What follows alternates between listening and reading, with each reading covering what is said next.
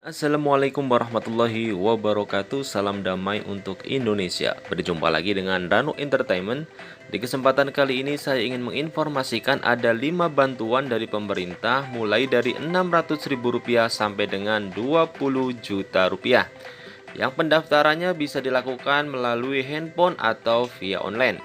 Tapi sebelum ke pembahasannya, alangkah baiknya bagi teman-teman yang baru gabung di channel ini untuk subscribe dan nyalakan loncengnya terlebih dahulu, agar nantinya teman-teman mendapatkan informasi-informasi terbaru dari kami tentang bermacam-macam berita-berita dan bantuan dari pemerintah. Terima kasih banyak bagi teman-teman yang sudah subscribe. Saya doakan agar teman-teman mendapatkan rizki yang berlimpah dan mendapatkan segala kemudahan di segala urusan. Kita langsung saja simak informasi selengkapnya. Untuk bantuan yang pertama adalah KIP Kuliah 2021. KIP Kuliah adalah program dari Kementerian Pendidikan dan Kebudayaan dengan total bantuan hingga Rp1,4 juta per bulan yang ditunjukkan untuk biaya pendidikan dan biaya hidup mahasiswa. Berikut cara pendaftaran online-nya. Halo teman-teman, nama aku Puput. Aku akan memandu proses pendaftaran untuk mengikuti program KIP Kuliah. Nah, sebelumnya pastikan kalian telah memenuhi syaratnya ya. Cek syaratnya di halaman website yang ada di deskripsi video. Nah, langsung aja yuk. Ini ya cara mendaftar KIP Kuliah melalui website. Pertama, bagi siswa yang belum memiliki akun, klik daftar dan lengkapi data yang dibutuhkan seperti NIK, NISN, NPSN, dan email. Setelah memasuki data, sistem akan melakukan validasi ke server Dapodik Kemendikbud. Sistem KIP Kuliah akan mengirimkan nomor pendaftaran dan juga kode akses ke alamat email yang telah didaftarkan. Pastikan alamat email yang kamu isi itu valid supaya kamu bisa menerima akun KIP Kuliah. Jika salah satu data NIK, NISN, dan NPSN kamu tidak valid, proses pembuatan akun akan gagal dan kamu harus memperbaiki dahulu data tersebut di Dapodik. Bisa melalui sekolah atau melalui halaman verpal yang sudah disediakan oleh Dapodik di alamat yang tertera di deskripsi video. Saat proses pendaftaran, sistem KIP Kuliah juga akan mengecek profil ekonomi siswa menggunakan NIK ke Data Terpadu Kesejahteraan Sosial (DTKS) yang berada di Kementerian Sosial atau Kemensos.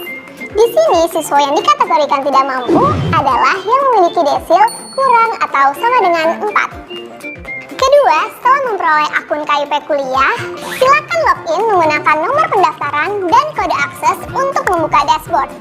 Di dashboard, kamu akan melihat beberapa menu. Untuk siswa yang terdaftar di DTKS dengan desil kecil atau sama dengan 4, kamu akan menemukan panel biodata, keluarga, prestasi, dan rencana tinggal. Sedangkan untuk siswa dengan desil besar dari 4 atau belum terdaftar di DTKS, kamu akan menemukan tambahan 3 panel, yaitu rumah, ekonomi, dan aset keluarga.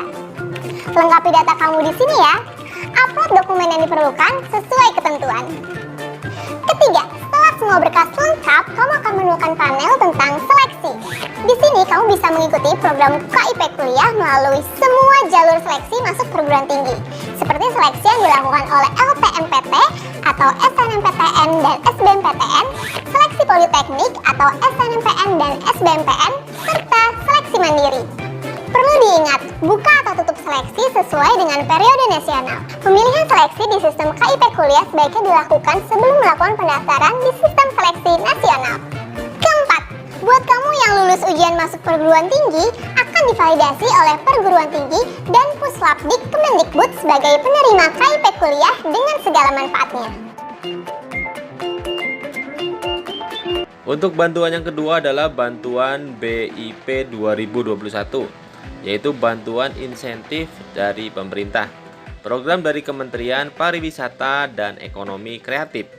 Bantuan BIP dibagi menjadi 2, yaitu BIP reguler yang akan mendapat bantuan maksimal Rp200 juta. Dan yang kedua adalah BIP JPU atau Jaringan Pengaman Usaha, yang besaran bantuannya yaitu Rp20 juta per penerima ya. Berikut cara pendaftarannya via online. Kemenparekraf atau Baparekraf kembali meluncurkan program bantuan insentif pemerintah atau BIP di tahun 2021 ini. demi mendukung dan membantu pelaku usaha pariwisata dan ekonomi kreatif melalui bantuan modal kerja atau aktiva tetap untuk pengembangan maupun kelangsungan usaha.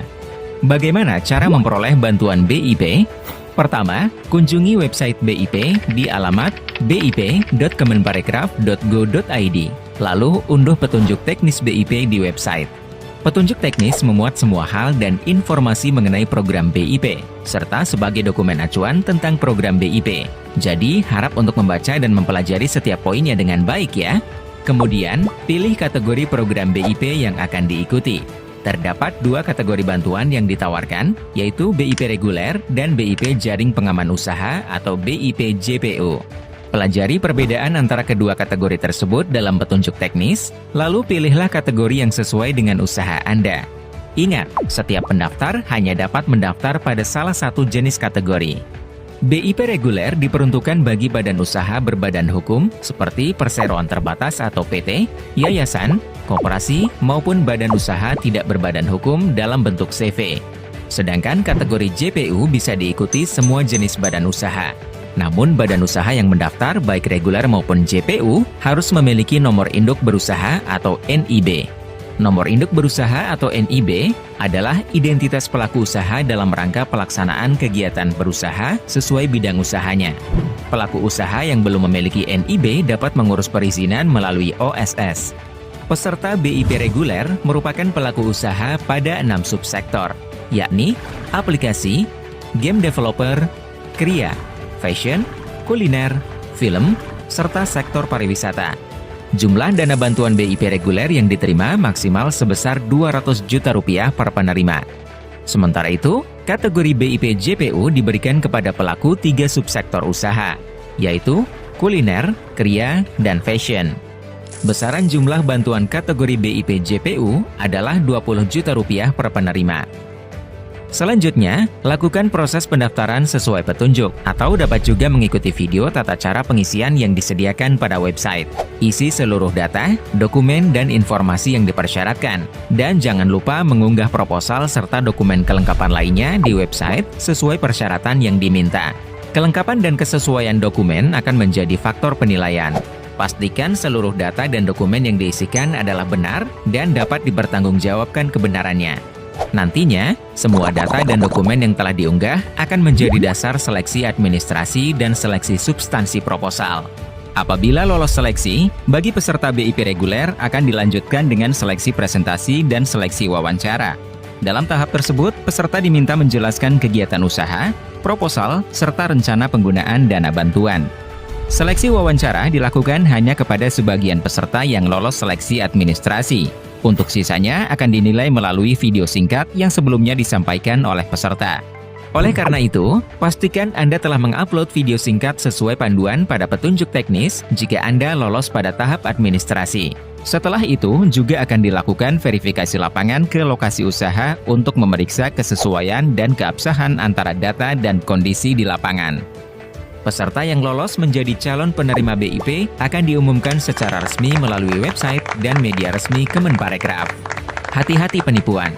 Waspada terhadap pihak tidak bertanggung jawab yang mengatasnamakan pihak Kemenparekraf. Ingat, seluruh proses pengajuan bantuan ini bersifat gratis tanpa dipungut biaya atau imbalan apapun. Untuk yang ketiga adalah cara mendapatkan bantuan DTKS FMOTM atau data terpadu fakir miskin dan orang tidak mampu, yaitu program dari Pemprov DKI Jakarta. Program ini untuk mendapatkan bantuan seperti PKH, BPNT, KJP, BST, KIP, dan KLJ. Berikut cara pendaftarannya. Halo, selamat datang di sistem pendaftaran online data terpadu fakir miskin dan orang tidak mampu tahun 2021. Berikut ini adalah tutorial pendaftaran data terpadu fakir miskin dan orang tidak mampu tahun 2021. Untuk melakukan pendaftaran, pastikan jaringan internet dalam kondisi baik, serta menyiapkan KTP dan KK. Langkah pertama adalah membuka browser, contohnya Google Chrome atau Internet Explorer, kemudian mengetik alamat website fmotm.jakarta.go.id. Setelah masuk ke dalam website, apabila belum mempunyai akun, klik menu pendaftaran, kemudian buat akun. Di sini ada beberapa poin yang harus diisi, mulai dari nick, masukkan nama lengkap, alamat email, nomor telepon, buat kata sandi, dan ulangi kata sandi. Kemudian klik buat akun. Untuk nick, email, dan kata sandi, jangan sampai lupa ya, karena ini akan digunakan untuk langkah selanjutnya. Untuk satu akun bisa mendaftarkan beberapa rumah tangga. Nick atau alamat email dan kata sandi yang sudah didaftarkan di halaman sebelumnya diisikan kembali. Kemudian klik masuk. Setelah berhasil masuk, pilih input pendaftaran baru. Kemudian akan tampil form input pendaftaran baru DTFM OTM. Di menu ini terlebih dahulu isi nick kepala rumah tangga. Setelah itu, klik cek. Kemudian data yang valid sesuai dengan Dukcapil akan otomatis muncul atau terisi. Namun untuk data yang tidak valid Dukcapil akan muncul notifikasi peringatan dikarenakan nick yang tidak valid. Untuk itu, dipersilahkan mendatangi kantor kelurahan sesuai dengan domisili atau tempat tinggal saat ini dengan membawa KTP dan KK serta surat pengantar RT atau RW. Bagi warga dengan nick yang valid, dipersilahkan untuk lanjut mengisi informasi yang dibutuhkan di form pendaftaran DTFM OTM. Dilanjutkan dengan mengisi alamat domisili atau tempat tinggal saat ini. Pilih sesuai KTP apabila alamat domisili sama dengan alamat KTP, maka alamat domisili akan otomatis terisi. Jika alamat domisili tidak sama dengan KTP, silakan diisi dengan alamat tinggal saat ini. Lanjutkan pengisian sesuai dengan keadaan sebenarnya. Kolom kepemilikan mobil dan tanah atau lahan sudah otomatis terisi sesuai dengan data pajak. Apabila data tidak sesuai dengan keadaan saat ini, silakan kunjungi website pajakonline.jakarta.go.id. Sebagai informasi, warga yang terdeteksi memiliki mobil dan tanah atau lahan dengan NJOP di atas 1 miliar tidak dapat dilanjutkan ke tahap atau proses berikutnya. Terakhir, apabila data yang diisi di dalam form sudah benar, silakan klik simpan. Anda sudah terdaftar dalam program penanganan fakir miskin dan orang tidak mampu. Untuk melakukan pengecekan status pendaftaran, silakan masuk ke beranda form. Untuk melakukan pengecekan status pendaftaran, silakan masuk ke beranda fmotm.jakarta.go.id. Selanjutnya akan muncul informasi terkait status pendaftaran Anda. Setelah itu, Anda dimohon untuk menunggu sampai waktu verifikasi rumah tangga ditentukan. Sekian tutorial pendaftaran online data fakir miskin dan orang tidak mampu. Terima kasih.